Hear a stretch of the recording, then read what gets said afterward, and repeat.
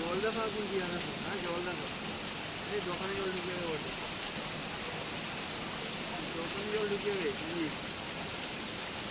ভাই এখন